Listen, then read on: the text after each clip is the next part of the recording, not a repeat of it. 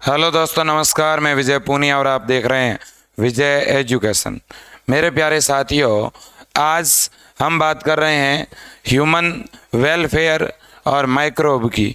यानी मेरे दोस्तों, मानव कल्याण में इन माइक्रोब का, इन सूक्ष्म जीवों का क्या इम्पोर्टेंस है, उसकी बात करेंगे।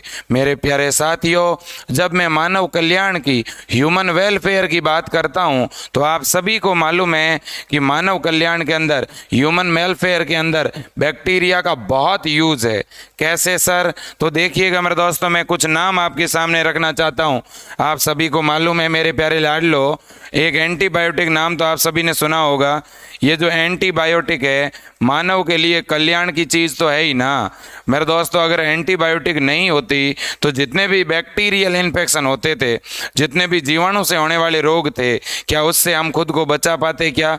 बिल्कुल भी नहीं। अगर मेरे दोस्तों आपको मालूम होगा, जितने भी अल्कोहल, ठीक है ना, जो अल्कोहल और अल्कोहल पर डिपेंडेंट, अल्कोहल पर आधारित जितने भी उत्पाद है मेरे दोस्तों, वो भी तो कहीं ना कहीं बैक्टीरिया से बनते हैं। प्रतिजैविक जितनी भी औषधियाँ हैं, वो भी तो जीवाणुओं से ही बनती है, ठीक है ना। और मेरे दोस्तों, और भी अगर मैं नाम बताऊं, आपको मालूम होगा, पनीर, ठीक है ना, दही, ठीक है, और भी बहुत से इस तरह के उत्पाद हैं मेरे दोस्तों, जो इन छोटे मोटे बैक्टीरिया से बनते हैं। इनमें कुछ और भी सूक्ष्म जीव काम में आते हैं। सर, क्या सूक्ष्म जीव, माइक्रोब का मतलब केवल बैक्टीरिया? क्या? बिल्कुल भी नहीं। माइक्रोब का मतलब बैक्टीरिया भी, माइक्रोब का मतलब फंजाई भी। याद रख लेना मेरे दोस्तों, जब मैं माइक्रोब की बात करता हूं तो इसमें सभी शामिल है, बैक्टीरिया, फंजाई, ठीक है मेरे दोस्तों। तो एक एक करके इनकी बात करते हैं। आज की इस क्लास के पॉइंट आप शॉर्ट में नोट भी करना। मैं आपको हर एक पॉइंट यहाँ पे स्लाइड के द्वारा नोट करवाने वाला हूँ, ठीक है। तो ध्यान से सुनना और हर एक बात को समझना। सबसे पहले अपन घरेलू उत्पादों में सूक्ष्म जीवों की बात करेंगे। किसमें मेरे दोस्तों?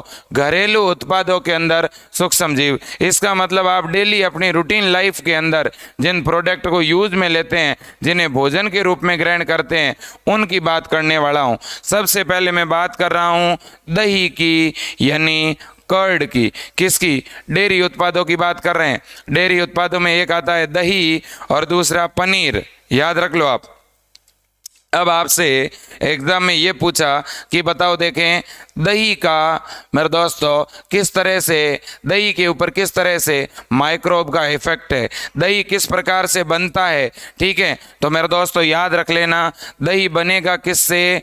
दूध से बनेगा, बिल्कुल। मिल्क से बनेगा, बिल्कुल। अगर मिल्क से मेरे दोस्तों कर्ड बनता है, अगर मिल्क से क्या बनता है? दही बनता है। तो आखिर कैसे? तो मेरे दोस्तों, हम जानते हैं एक बैक्टीरिया होता है जिसको LAB बोला जाता है, लैक्टिक एसिड बैक्टीरिया। क्या कहा जाता है? लैक्टिक एसिड बैक्टीरिया, ठीक है ना। ये जो लैक्टिक एसिड बैक्टीरिया है मेरे दोस्तों, ये एक अम्ल का निर्माण करता है और उस अम्ल को हम लैक्टिक एसिड कहते हैं। तो मेरे दोस्तों, आपके एग्जाम में क्वेश्चन ऐसे भी पूछा जा सकता है कि LAB क्या है? LAB की फुल फॉर्म है लैक्टिक एसिड बैक्टीरिया, ठीक है। ये कौन सा पदार्थ बनाता है? तो ये लैक्टिक अम्ल बनाता है। इस लैक्टिक अम्ल की वजह से कौन? दूध किस में कन्वर्ट हो जाता है? दही में। याद रख लेना। इसका मतलब ये बैक्टीरिया जब लैक्टिक अम्ल बनाएगा तो इस लैक्टिक अम्ल की वजह से जो मिल्क की प्रोटीन होती है, दूध की जो प्रोटीन होती है मेरे दोस्तों, वो प्रोटीन स्कंदित हो जाती है। वो प्रोटीन क्या हो जाती है? जम जाती है, स्कंदित हो जाती है, और इस वजह से ये दूध किस में कन्वर्ट हो जाता है? दही में। बात समझ आ गई आपके? ठीक है, देखिएगा क्या लिखा है यहाँ पे। हमारे पास में एक बैक्टीरिया है जिसका नाम है लैक्टोबैसिलस, जिनको हम किस नाम से जानते हैं? Lactic acid bacteria. Lactic acid bacteria, इसको ही आप लैक्टोबैसिलस भी कहते हैं। ओके, ये क्या करता है, दूध को दही में बदलता है। ठीक है, तो आपसे अगर LAB बैक्टीरिया का यूज भी पूछ ले तो आप आराम से लिख सकते हो। लेकिन इसका एक और काम है, एक तो दही का निर्माण और एक इसका और काम है, ये जब आप दही का सेवन करते हो दोस्तों तो उससे आपको क्या फ़ायदा होता है, उससे फ़ायदा ये होता है कि दही के अंदर लैक्टिक एसिड बैक्टीरिया है, ये हमारे शरीर के अंदर जाएंगे। तो क्या सर बैक्टीरिया बॉडी में जाएगा तो क्या हार्मफुल नहीं होगा क्या? बिल्कुल भी नहीं। कुछ बैक्टीरिया लाभदायक भी होते हैं, उनसे बहुत से बेनिफिट होते हैं। जैसे कि ये बैक्टीरिया क्या करता है, हमारी आहार नाल के अंदर जाने के बाद में जो विटामिन B12 है मेरे दोस्तों, उस विटामिन B12 को हमें उपलब्ध करवाता है। मतलब कहीं ना कहीं भोजन को पोषमान बनाता है, भोजन के अंदर विटामिन B12 की मात्रा को बढ़ाता है। याद रखना, ये क्या करेगा, किसमें, फूड में विटामिन B12 की मात्रा को बढ़ाकर उसे पोषमान बनाता है। क्या करता है, उसे पोषमान बनाता है। पोषमान का मतलब है उसमें न्यूट्रिएंट बढ़ा देता है। आपको पता ही है, न्यूट्रिएंट में carbohydrate, protein, lipid, vitamins, minerals, ये सारे न्यूट्रिएंट ही तो है। तो बताओ, ये बात आपके समझ आ गई कि नहीं आ गई? आगे बढ़ें, कोई दिक्कत नहीं है, आगे बढ़ते हैं। अब बात करेंगे मेरे दोस्तों चीज़ की। किसकी बात करेंगे? चीज़ की। चीज़ कह दो, पनीर कह दो, एक ही बात है। तो दूसरा जो डेयरी उत्पाद है मेरे दोस्तों वो है पनीर। दूसरा जो डेयरी उत्पाद है वो कौन सा है? पनीर। मेरे प्यारे साथियों, मेरी बात को याद रख लेना, पनीर जो है उनका जो स्ट्रक्चर है मेरे दोस्तों, कहीं ना कहीं वो भी सूक्ष्म जीवों से प्रभावित है। ठीक है, कुछ मेरे दोस्तों कवक और बैक्टीरिया होते हैं जो पनीर की स्ट्रक्चर को, पनीर की संरचना को और उसकी स्मेल को मेरे दोस्तों जो है बनाते हैं। मैं कहना ये चाहता हूँ कि पनीर जो है अपनी संरचना के आधार पर पहचाना जाता है। बहुत से पनीर के अंदर छोटे छोटे छेद होते हैं। ठीक है, तो ये भी अपने आप में पनीर की एक वैरायटी है। और कुछ पनीर बहुत ज़्यादा सुगंधित होते हैं, तो ये भी एक पनीर की वैरायटी है। तो आखिर सुगंधित पनीर कैसे बनेगा, सुगंधित पनीर को क्या कहेंगे और छिद्र युक्त पनीर को क्या कहेंगे? ठीक है, तो मेरे दोस्तों हमें यहाँ पे दो पनीर के नाम याद रखने हैं। एक तो रोक्यूफोर्ट, एक तो कौन सा चीज़? रोक्यूफोर्ट। और दूसरा कौन सा चीज़? स्विस। याद रख लेना, एक तो आपका स्विस और दूसरा आपका रोक्यूफोर्ट। तो कितने एग्जाम्पल हो गए चीज़ के मेरे दोस्तों? तो चीज़ के दो एग्जाम्पल हो गए कि नहीं हो गए? बिल्कुल। एक तो कौन सा? रोक्यूफोर्ट चीज़, और दूसरा कौन सा मेरे दोस्तों? तो दूसरा स्विस। ठीक है, अब सुनिएगा क्वेश्चन एग्जाम में क्या आता है। क्वेश्चन ये आता है कि रोक्यूफोर्ट चीज़ की विशेषता क्या है। कई बार क्वेश्चन आ जाता है कि एक ऐसा पनीर जिसमें एक स्पेशल प्रकार की स्मेल, सुगंध आती है, तो बताओ सुगंधित जो पनीर है वो कौन सा है? तो वो है रोक्यूफोर्ट। तो इसमें सुगंध का कारण क्या है, एक अच्छी स्मेल का कारण क्या है? तो दोस्तों स्मेल का कारण है एक फंजाई, एक कवक। वो कवक इसको एक स्पेशल स्मेल देता है। तो उस कवक का क्या नाम है? ठीक है, तो उस कवक का नाम है मेरे दोस्तों पेनिसिलियम रोक्यूफोर्टी। वेरी वेरी मोस्ट है मेरे दोस्तों, एग्जाम में अक्सर ये क्वेश्चन आता है। पेनिसिलियम रोक्यूफोर्टी के द्वारा रोक्यूफोर्ट चीज जो है मेरे दोस्तों वो डेवलप होता है। वैसे पनीर भी दूध से ही बनेगा, सीधी सी बात है, लेकिन उस दूध से जो ये पनीर बन रहा है, उस पनीर को स्मेल देने के लिए हम उसमें एक कवक मिलाते हैं, एक कवक का उपयोग करते हैं, वो है पेनिसिलियम रोक्यूफोर्टी। ठीक है ना। ये मेरे दोस्तों फंजाई जो हैं वो क्या करेगा, ग्रोथ करने के बाद में इस चीज़ को विशेष स्मेल देता है। याद रख लोगे क्या? तो इसकी पहचान किसकी वजह से है? इसकी स्मेल की वजह से, इसकी सुगंध की वजह से। इतनी बात समझ आई कि नहीं आई? बिल्कुल। दूसरे वाला जो चीज़ है उसका क्या नाम है? स्विस चीज़, ये चीज़ क्यों फेमस है? ये चीज़ इसलिए फेमस है क्योंकि इसके अंदर मेरे दोस्तों क्या पाए जाते हैं? बड़े बड़े, ठीक है ना, छिद्र पाए जाते हैं। इसमें क्या पाए जाते हैं मेरे दोस्तों? छिद्र पाए जाते हैं, पोर पाए जाते हैं। ये पोरस है। ये कैसा है? पोरस है, छिद्रित है। इसके अंदर छेद होते हैं मेरे दोस्तों। और वो किसकी वजह से? तो वो एक बैक्टीरिया की वजह से। क्या नाम है बैक्टीरिया का? Propionibacterium shermanii. ये भी बहुत ज़्यादा मोस्ट है, एग्जाम में क्वेश्चन आने लायक है। अगर ऐसे पूछे कि भैया स्विस पनीर को बनाने के लिए कौन से बैक्टीरिया को काम में लिया जाएगा? प्रोपियोनी बैक्टीरियम शारमेनाई, ठीक है ना। देखो यहाँ पे स्विस लिखा हुआ है तो स्विस बनेगा शारमेनाई से, और यहाँ लिखा हुआ है रोक्यूफोर्टी तो रोक्यूफोर्टी से बनेगा रोक्यूफोर्ट। तो मिलते जुलते नाम है कि नहीं है? बिल्कुल है। अब आगे बढ़ते हैं। कुछ अन्य डेयरी उत्पाद भी है। कौन कौन से हैं? एक तो मेरे दोस्तों अपन बात करना चाहते हैं कि आपने देखा होगा मेरे दोस्तों बेकरी पर, ठीक है, आप कैफ़े में गए होंगे, वहाँ पर जो भी मेरे दोस्तों केक है, ठीक है, डबल रोटी है, जिसे आप ब्रेड कहते हो, केक, ब्रेड, इनकी संरचना को आपने देखा होगा। केक और ब्रेड के अंदर आपने देखा होगा कि इस प्रकार से वो स्पंजी होते हैं।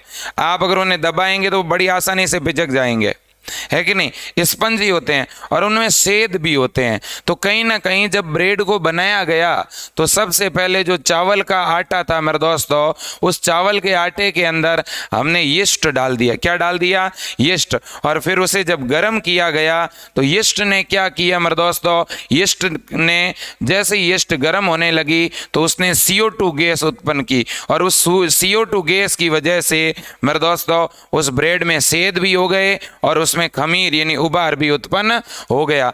तो याद रख लेना, जब बेकर यीस्ट के बारे में पूछे, दो तरह के यीस्ट होते हैं, एक बेकर यीस्ट, एक ब्रीवर्स यीस्ट। बेकर यीस्ट जो है वो मेरे दोस्तों जो ब्रेड बनाए जाते हैं, क्या ब्रेड निर्माण में काम आएगा? किसमें?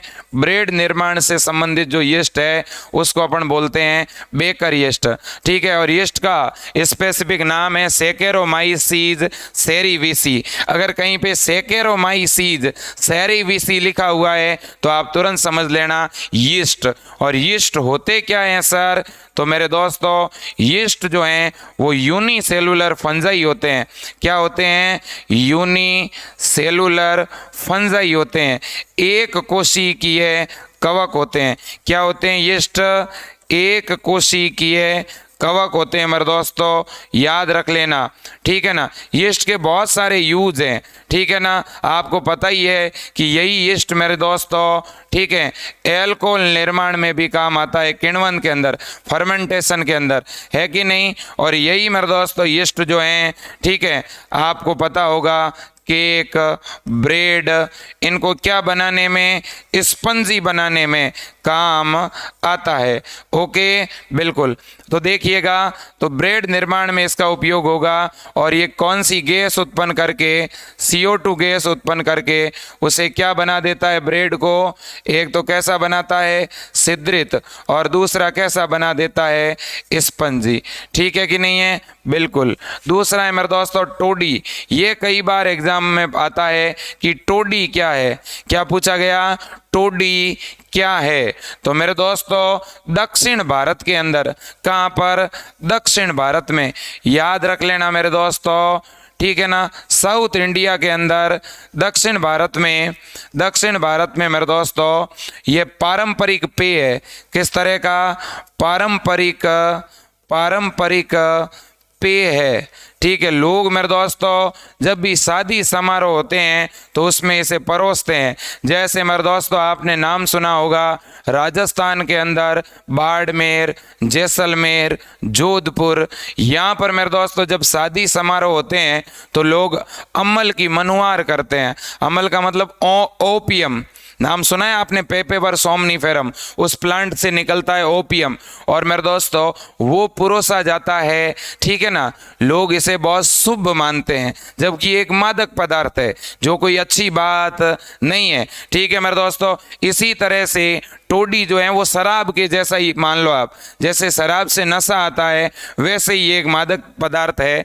तो ये दक्षिण भारत का पारंपरिक पेय होता है मेरे दोस्तों। और ये टोडी जो है ये ताड़ के वृक्ष के तने से प्राप्त होता है।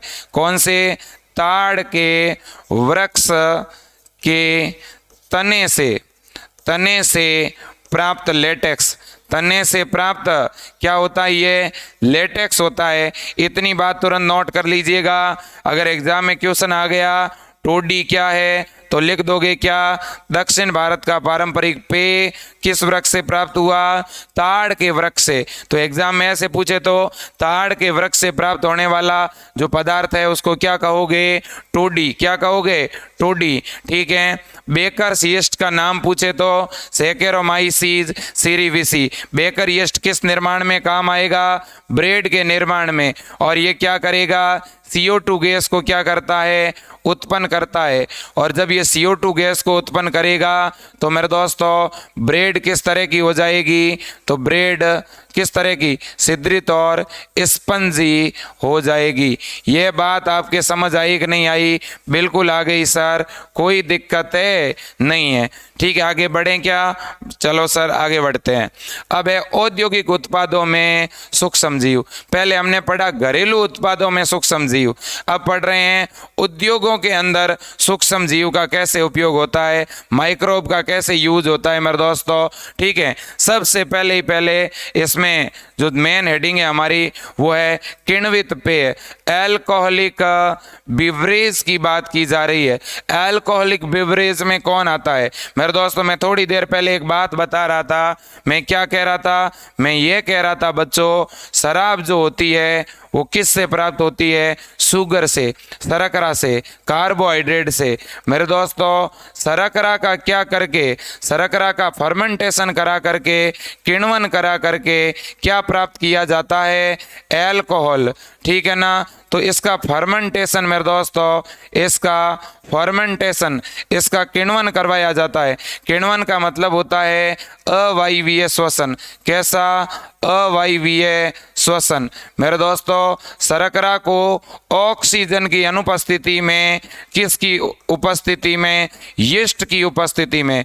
तो यीस्ट मौजूद हो और ऑक्सीजन नहीं हो तो ऐसी परिस्थिति में ये जो यीस्ट है ये इस शुगर को, ये इस ग्लूकोज को किस में कन्वर्ट कर देगा? एल्कोहल में, यानी एथेनॉल में। C2H5OH में क्या कर देगा? कन्वर्ट कर देगा। याद रख लेना, ये आपका अल्कोहलिक फर्मेंटेशन भी कहलाता है।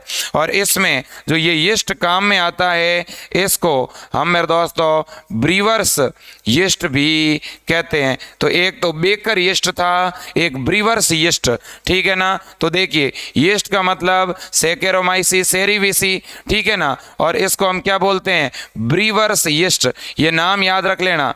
ब्रीवर्स यीस्ट से ब्रीवर्स मेरे दोस्तों प्रोडक्ट प्राप्त होते हैं, यानी एल्कोहलिक उत्पाद। क्या? एल्कोहलिक, ठीक है ना। जितने भी एल्कोहलिक उत्पाद है मेरे दोस्तों, ठीक है, उनको बनाने में, एल्कोहलिक उत्पाद बनाने में कौन सी यीस्ट काम में आती है? ब्रीवर्स यीस्ट, ठीक है। और मेरे दोस्तों याद रख लेना। अब सुनिएगा, और ये एल्कोहल बनेगा कैसे? एल्कोहल या एथेनॉल कैसे बनेगा? ये शराब कैसे बनेगी? याद रख लेना, शराब के अंदर कौन सा एल्कोहल होता है?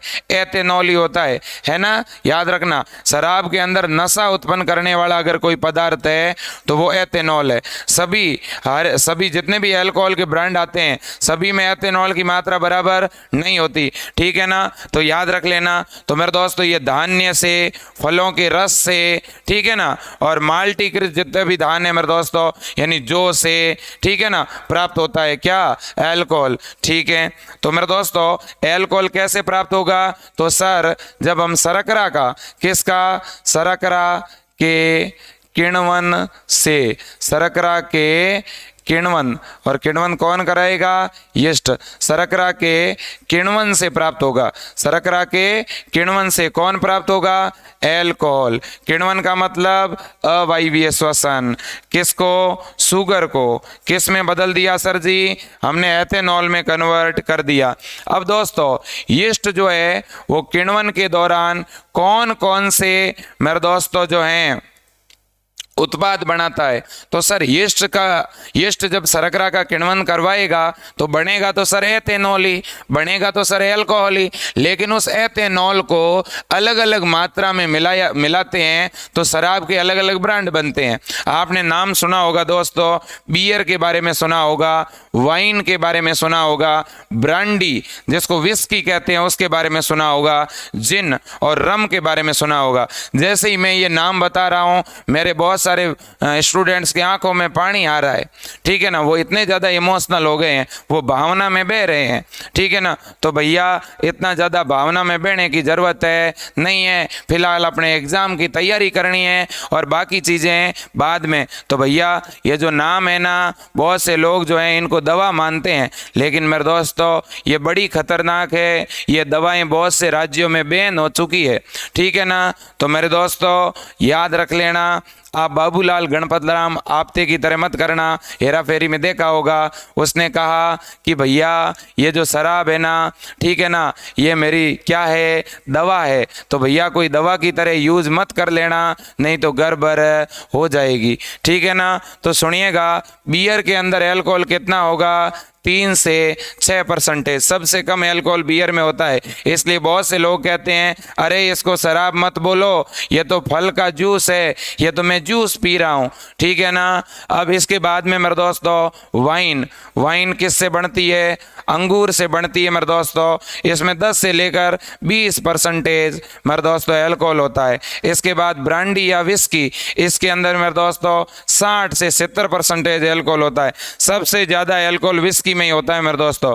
इसके बाद में जिन, ठीक है ना, राई से बनती है, 40% अल्कोहल होता है। और इसी तरह से 40% अल्कोहल मेरे दोस्तों रम में होता है, जो कि सीरा या गुड़ से बनता है। ये चीज़ें आपसे कोई नहीं पूछेगा कि किस में कितने % अल्कोहल होता है, ठीक है ना। ओके, अब आगे बढ़ते हैं और बात करेंगे एंटीबायोटिक की, प्रतिजैविकी, दूसरा औद्योगिक उत्पाद। और एग्जाम में सबसे ज़्यादा क्वेश्चन मेरे दोस्तों इसी से आते हैं, एंटीबायोटिक से पूछे जाते हैं। सबसे पहले तो एंटीबायोटिक क्या है मेरे दोस्तों? बैक्टीरिया को नष्ट करने वाली औषधि को एंटीबायोटिक कहते हैं। किसको? जीवाणु को, ठीक है ना। जीवाणु जनित रोगों के उपचार में, याद रखना, जीवाणु जनित रोगों के उपचार में, जीवाणु जनित रोगों के उपचार में दी जाने वाली औषधि, याद रख लेना। जीवाणु जनित रोगों के उपचार में दी जाने वाली जो औषधि है उसको क्या कहते हैं? एंटीबायोटिक कहते हैं। क्या कहते हैं? एंटीबायोटिक कहते हैं। एंटीबायोटिक, बायोटिक का मतलब है यहाँ बैक्टीरिया, एंटी का मतलब है विरुद्ध, ये बैक्टीरिया के विरुद्ध काम करती है, याद रखना, ठीक है। तो ये भी बात आपको याद रखनी है, ठीक है ना। यह किसके विरुद्ध काम करती है? ये बैक्टीरिया को क्या करती है मेरे दोस्तों? किल करती है, ये बैक्टीरिया को नष्ट करती है। कुछ एंटीबायोटिक ऐसी आती है मेरे दोस्तों जो बैक्टीरियल सेल वॉल को अपघटित करती है, जबकि कुछ बैक्टीरिया की जो मेटाबॉलिक रिएक्शन है उनको मेरे दोस्तों कम करती है। देखिएगा, दुनिया की सबसे पहली जो एंटीबायोटिक है वो किसने खोजी थी? एलेक्जेंडर फ्लेमिंग ने। वेरी मोस्ट है, याद रख लेना। एंटीबायोटिक की डिस्कवरी, एंटीबायोटिक की खोज किसने की थी? एलेक्जेंडर फ्लेमिंग ने। किसने? Alexander Fleming.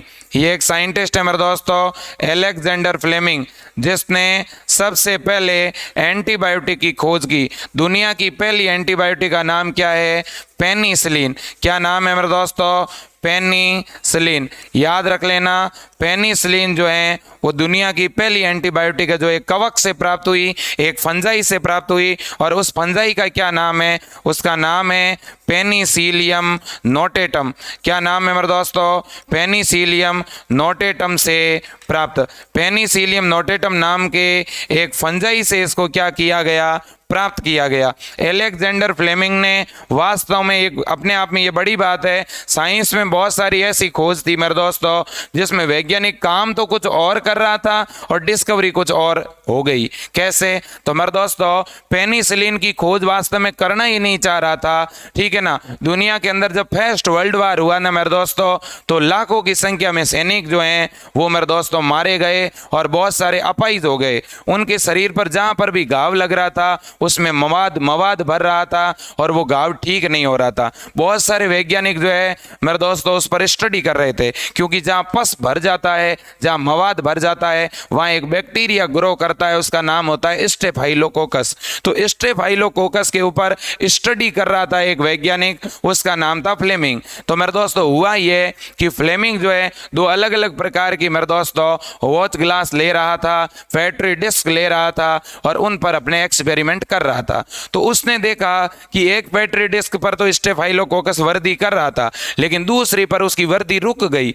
तो पता चला आखिर क्यों उसकी ग्रोथ रुक गई। तो पता चला कि उस दूसरे वाली बैटरी डिस्क में एक मोल्ड थी, एक कवक थी, उस कवक की वजह से जीवाणु वहां ग्रोथ नहीं कर पा रहा था। तो जब पता लगाना चाहा उस कवक के बारे में, तो यह पता चला कि वो कवक तो पेनिसिलियम नोटेटम था। और फिर यह पता लगाना चाहा कि इस पेनिसिलियम नोटेटम ने ऐसा क्या वहां छोड़ दिया। तो यह पता चला कि इसने एक रसायन वहां छोड़ा और उस रसायन ने स्टेफाइलोकोकस की वृद्धि को अवरोधित कर दिया। इसका मतलब ये जो रसायन है ये बैक्टीरिया की ग्रोथ को रोक रहा था, इसलिए इसका नाम रख दिया एंटीबायोटिक। याद रख लेना, अलेक्जेंडर फ्लेमिंग किस पे काम कर रहा था? स्टेफाइलोकोकस, ठीक है ना। स्टेफाइलोकोकस बैक्टीरिया पर ये क्या कर रहा था मेरे दोस्तों? बैक्टीरिया पर क्या कर रहा था? कार्य कर रहा था।